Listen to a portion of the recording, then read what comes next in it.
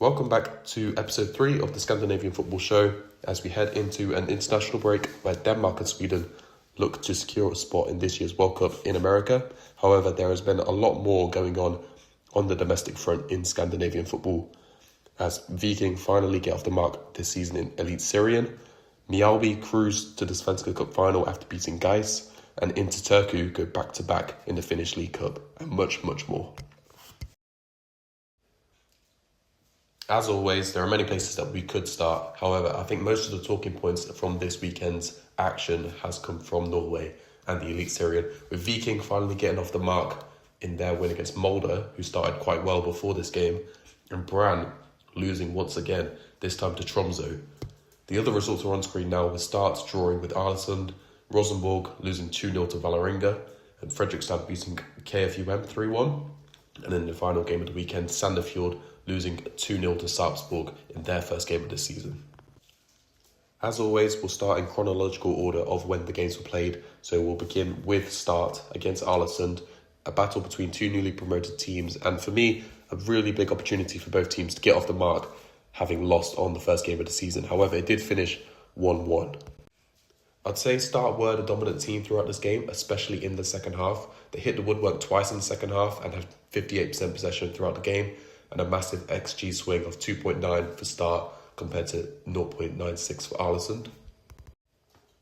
Both teams matched each other up in a 3-5-2, the systems that they usually play. However, I do feel like Start utilised their system much better than Arlesund, with them able to use their wide centre-backs to overload attacks. And that's kind of how the equalising goal in the second half came about, with Wrighton, who was the right centre-back, I believe, staying in the box from an attack and finding themselves free at the far post to head home for 1-1. And throughout the game, Start were a massive threat from set pieces, always going with the in-swinger towards the 6-yard box. Loads of players around the goalkeeper, and Arlesund often unable to deal with it, and they were quite unlucky not to get a second goal in this game. Icelandic striker David Johansson did have a big chance to put Arlesund back in front midway through the second half.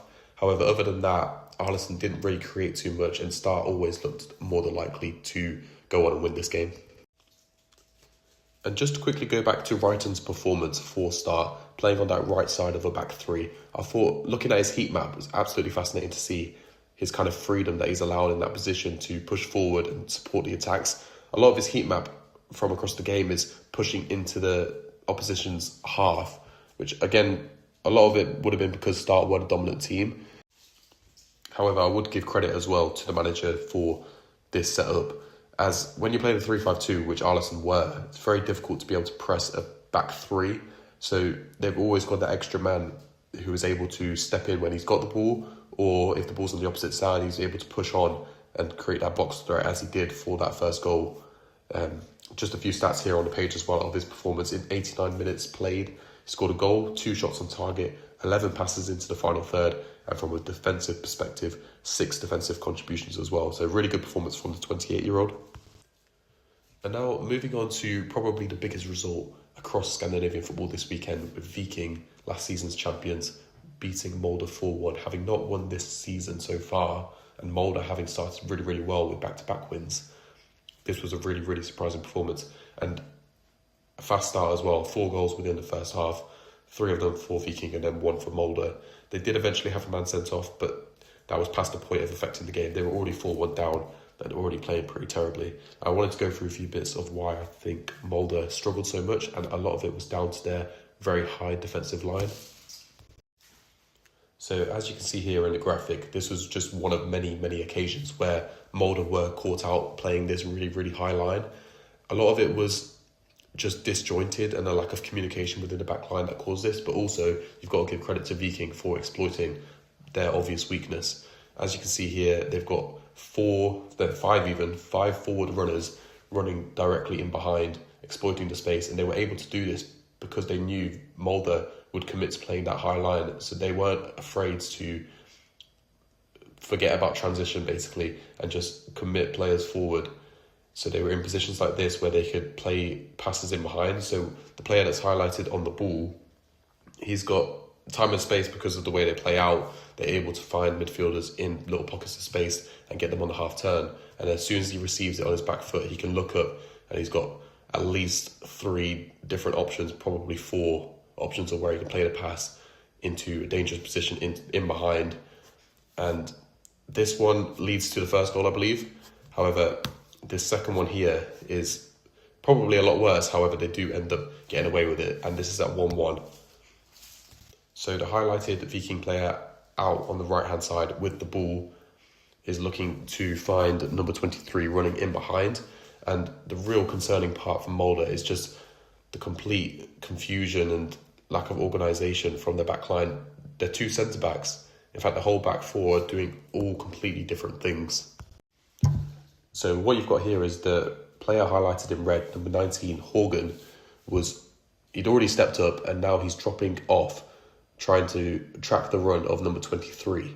However, he's on a completely different wavelength to his other centre-back, Hansen, who's number 4, who's at the moment of the pass is stepping up. So he's either stepped up too late or number 19 stepped up too early.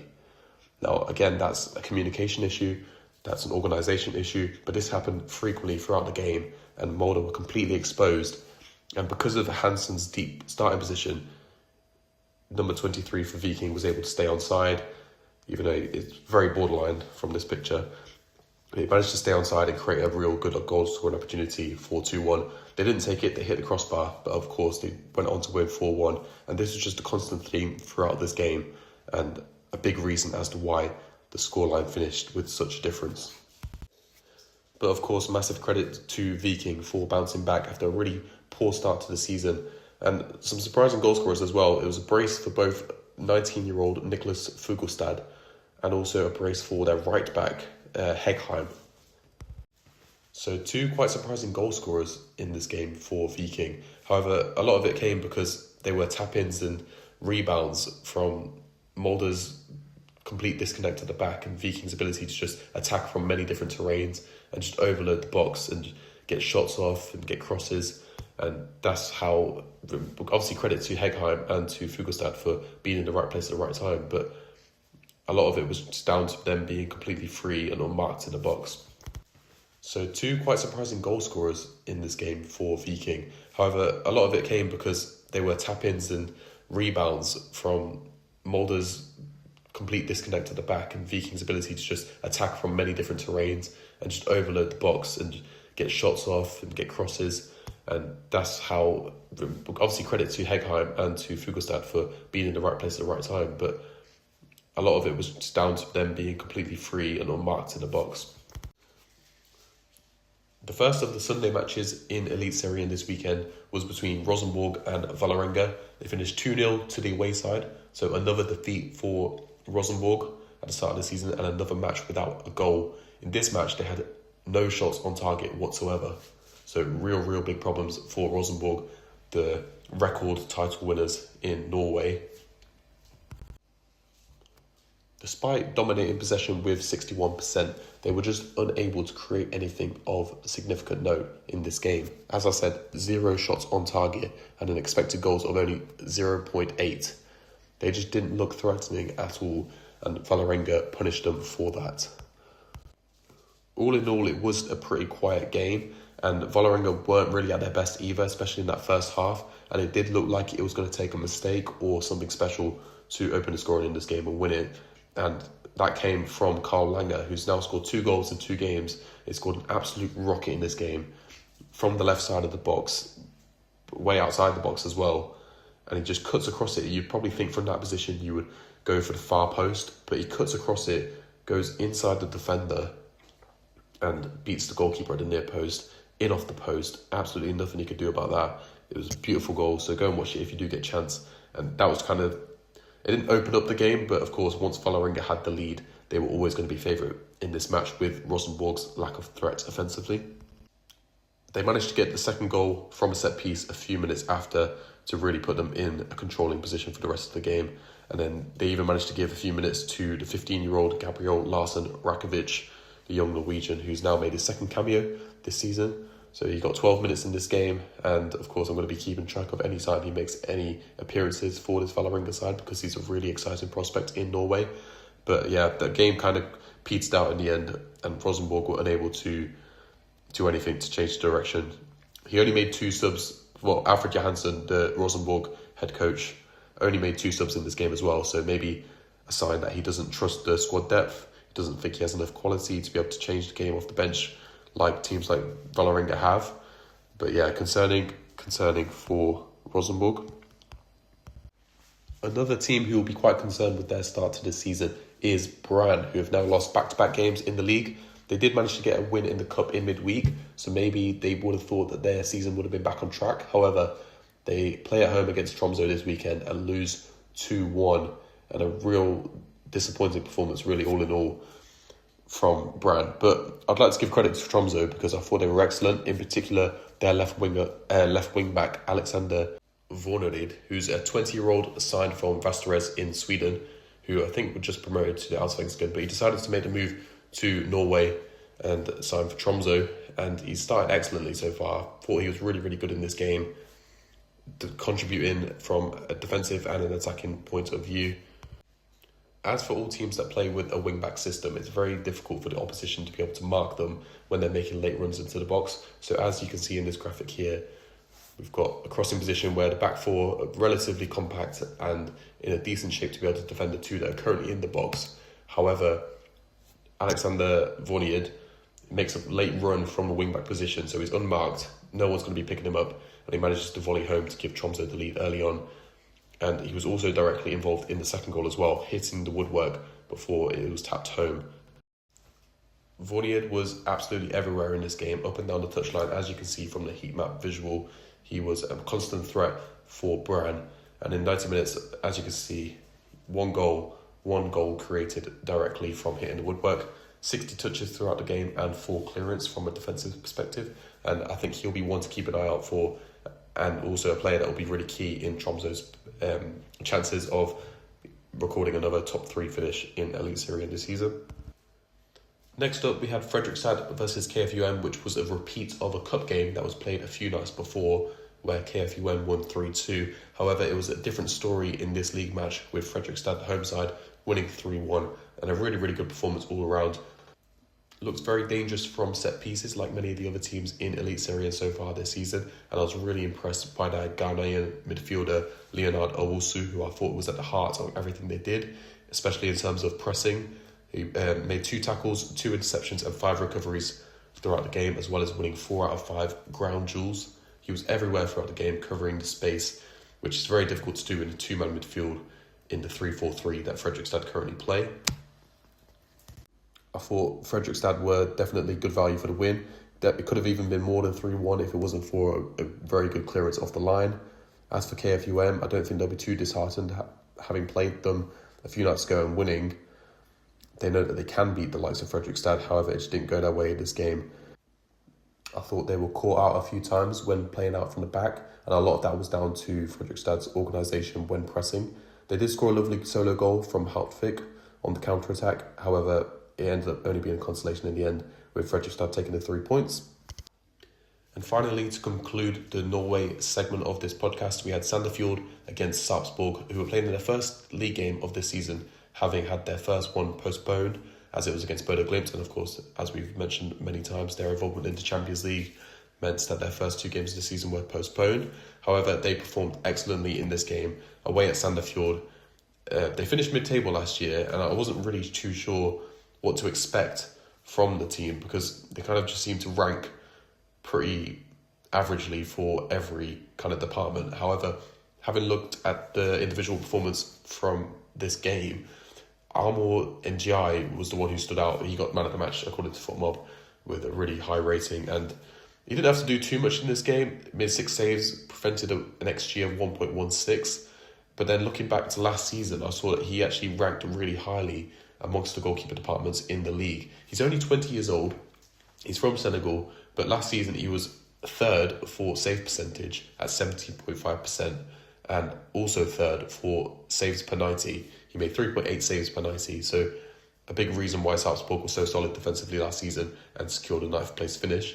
So definitely a young player that I'll be keeping an eye out. It's really hard to find young goalkeepers that have potential to kind of shoot up, because what do you really look for in a goalkeeper other than saves? But Armand NGI, in this game, he did have a few shaky moments where he kind of gave the ball when playing out for the back, but he's definitely a goalkeeper that's brave in possession, and that will be, of course, a big plus for any scouts or any coaches that are looking to sign a goalkeeper in the future. As for Sandefjord, it was probably more of an accumulation of half chances in this game rather than anything clear-cut. They had 16 shots throughout the game and a 1.04 expected goals. 64% possession, however, that is not always accurately represented because they were chasing the game after being 2-0 down at half-time. So unfortunately for them, it's 2 games, 2 losses and 0 goals scored. Tough away games coming up as well for them after the international break, with KFUM away, which is never easy, and then Brann at home. So having wrapped up Elite Syrian segment of this podcast, I wanted to do a little mention for the Finnish League Cup Final that took place this weekend. I'm not too sure about Finnish football and their involvement kind of in this podcast because I'm not sure what the interest is like. After watching back the Finnish League Cup Final, there were a lot of empty seats, and I'm not sure I need to have a look into it, but I'm not sure what the reasons are. Is the interest in Finnish football kind of dead in Finland as well as it outside of Finland? Or was it just that game? Was it the teams that were involved? I'm not too sure. It just kind of, when I was watching it, it kind of felt like it wasn't a final until maybe the second goal was scored. But overall, Inter Turku won the game 2-1 against AC Oulu. Pretty comfortable result in the end, going 2-0 up and having one pulled back late on. With both of the previous League Cup finals that Inter Turku were involved in as well, going straight to penalties, this one was a lot more comfortable, and I think they'll be happy to just kind of get through that nice and easily and take that momentum going into the league season. Both goals in this game for Inter Turku came directly from set pieces. One of them, I think, was corner, and then the other one was from a wide free kick. Inter Turku throughout the game weren't afraid to go direct and play for fouls or play for flick-ons to get into dangerous positions. AC Oulu won a penalty late on in the game for holding in the box. Converted, so they made it 2-1, made it a bit more interesting towards the end of the game. However, it was Inter Turku who took home the League Cup title for the second year running. That's now 3 finals they've made in a row and 2 wins in a row. So really good start for them heading into the start of the league season that starts next week, I believe. So, yeah. Staying on the theme of cup football, we have the Svenska Cup semi-finals that took place as well this weekend. Hammarby versus Sirius and Mjällby versus Gais. Hammarby Sirius, as you can expect from a 3-3 draw, was an absolutely fantastic game all around. Sirius were very, very impressive and really unlucky to lose on penalties eventually. Whilst Hammarby, of course, played their usual style of pressing up high and playing really short combination passes centrally to try and open up the opposition, Sirius had a different game plan. It wasn't just sit back, they did press at times. However, their whole kind of tactical system in this game was to try and counter-attack and exploit Hammarby's right-hand side, where Hampus Skoglund was kind of meant to be typically on the team sheet. However, because of his high position in possession, it allowed Sirius to exploit that space behind. They did that constantly and got a lot of success from it and took the lead a few times in this game. Isak Bjerkebo was the biggest threat for Sirius, who was playing on that left-hand side of the front three. And with the space that was vacated by Hampus Skoglund, he was able to just hug the touchline and wait for the ball to spring on the counter-attack. And then he's such a good dribbler, very direct. So whenever he was able to pick up the ball with space in front of him, he caused big problems for Hammarby and directly contributed as well to a couple of the goals. Also, when he did get into those positions, it was really important that he had movement and attacking rotations beyond him to kind of dismantle the opposition defence and create space for him to go. Because he's such a unpredictable player, he's able to go on the inside or the outside. So having that movement around him and the speed and the versatility was a big, big plus for Sirius, and it allowed them to create a lot of chances in this game. We've got here a little graphic of how Hammarby kind of build up in possession. So the 5 central players, Persson, Winter, Eriksson, Karlsson and Ajay, all kind of play in a narrow 3-2 system in possession, trying to play short combination passes to draw the opposition in before exploiting them in wide areas. So as you can see, Majed, who was the right-hand attacking player, he was key because he would hug the touchline as Hampus Skoglund, the highlighted player, would hold like a right number 10 position, and that would obviously vacate the space for the wide player for when the ball would eventually be played. Then, as you can see here, Hampus Skoglund would make the run towards the edge of the D, or he would move more centrally, which would allow the space for Majid when he got the ball to his feet. And again, just like the Series attacking player, he's a really unpredictable player. He's left-footed, but he can go on the outside as well. So when he's got that space to drive into, it can cause a big threat for the opposition. And again, this is how Hammarby created a lot of their chances in this game. But I think Hampus Skoglund, the right back, who is a player that I've kept my eye on for a while and I've wanted to see move to English football, he was the key. And his intelligence to be able to position himself centrally. Sometimes he's the one that joins the back three instead of person and in the build-up. But he does normally take that inverted position. A lot of the time you see it with some of Chelsea's fullbacks, like Cucurella, who will move into that left number 10 position in his case, but Skoglund into that right number 10 position. And he's also able to get into the box then as well to get on the end of crosses. The game eventually went to extra time and penalties where Hammarby eventually won, which sets up a really exciting final between last season's top two in the Allsvenskan, Hammarby and Mjällby. Mjällby, who won 3-0 against Gais, another really convincing performance, having already beaten the likes of Malmo 4-0 this season in the Cup. Pretty straightforward and kind of solidifying themselves as one of the best teams in the Nordic region. Not too much to say from this game from Gais' perspective.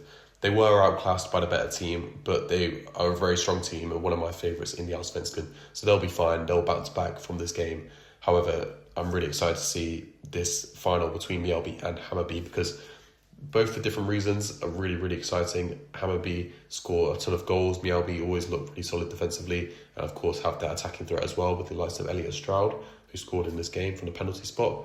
So yeah, I can't wait for that game, and it will be an interesting kind of psychological battle between the two teams that you'd probably expect to be fighting for the title this year in Allsvenskan.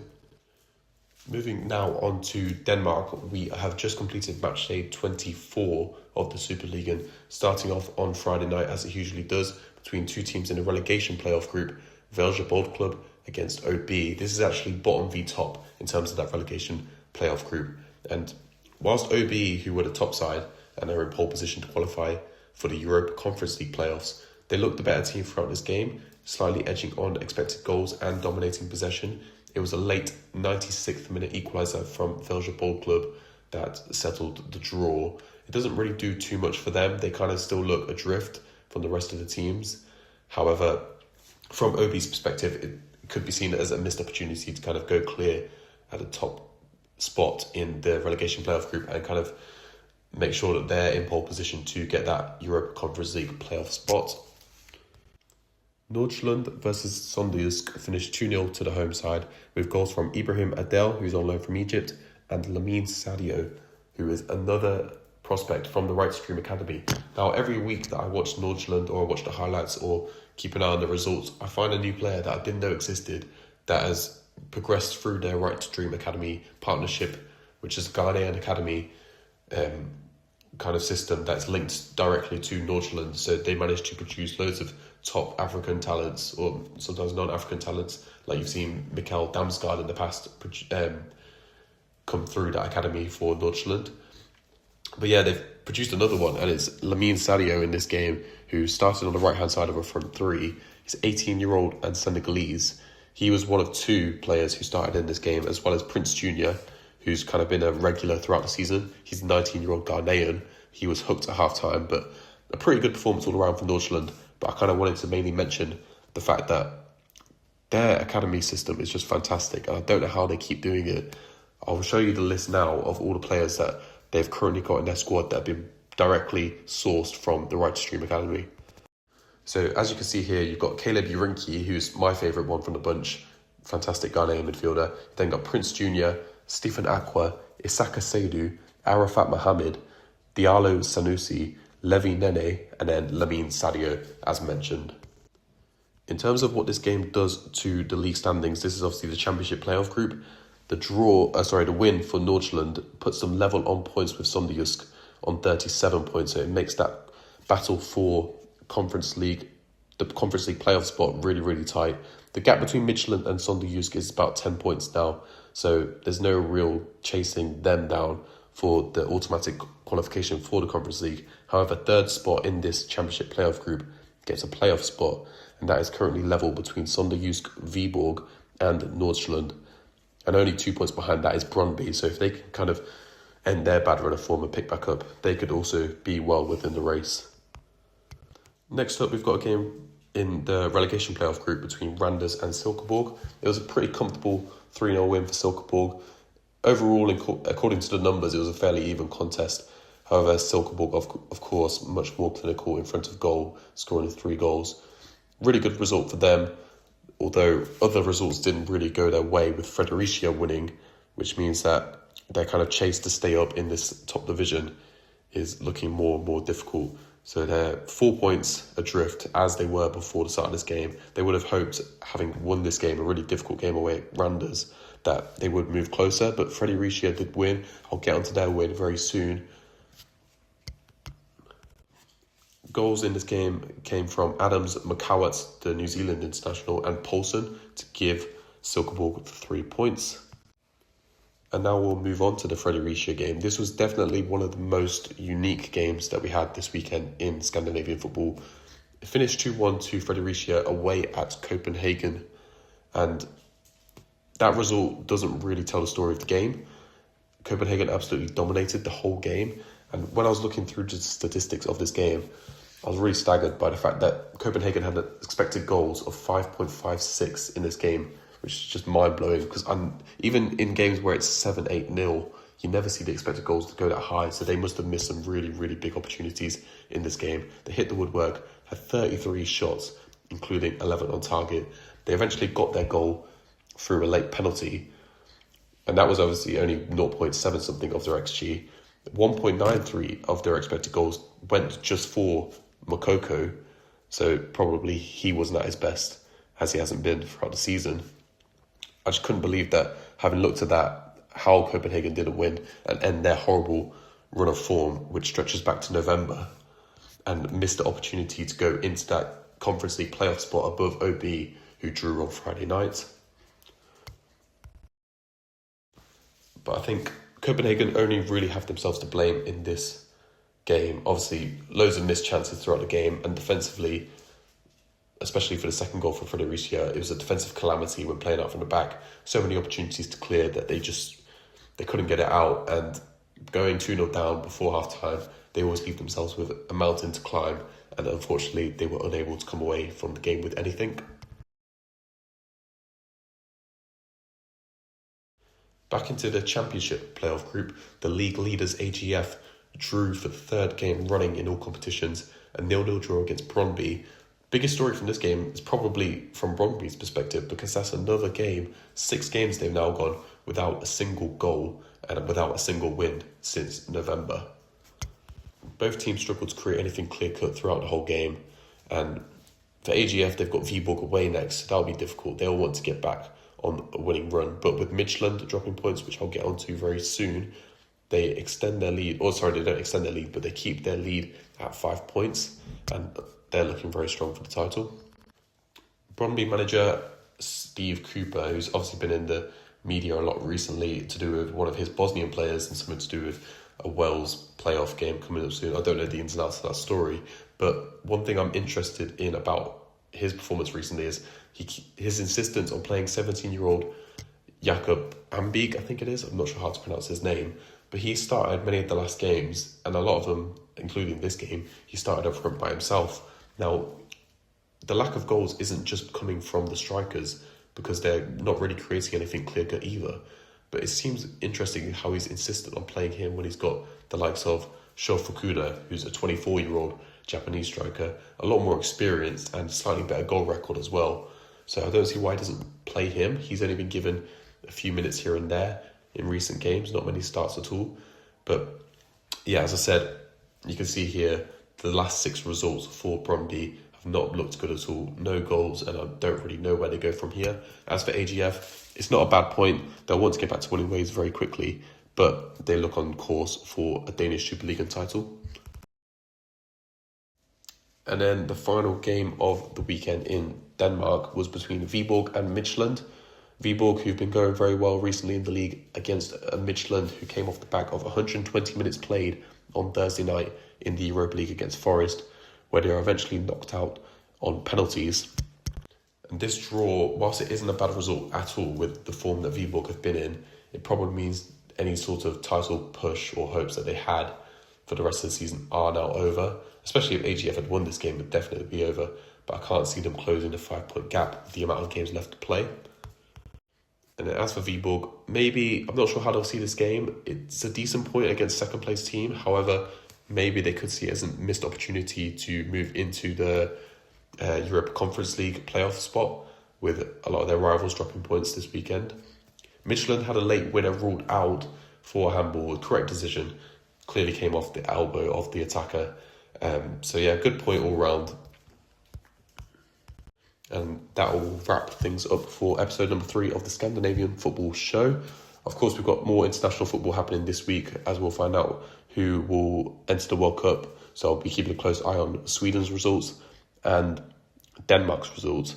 And then next week, we'll have the preview to Allsvenskan and also the Finnish League as we head into match day 1. And of course, the roundup for the ongoings across the rest of Scandinavia as well. And that will be all for now. So thank you very much and see you next week.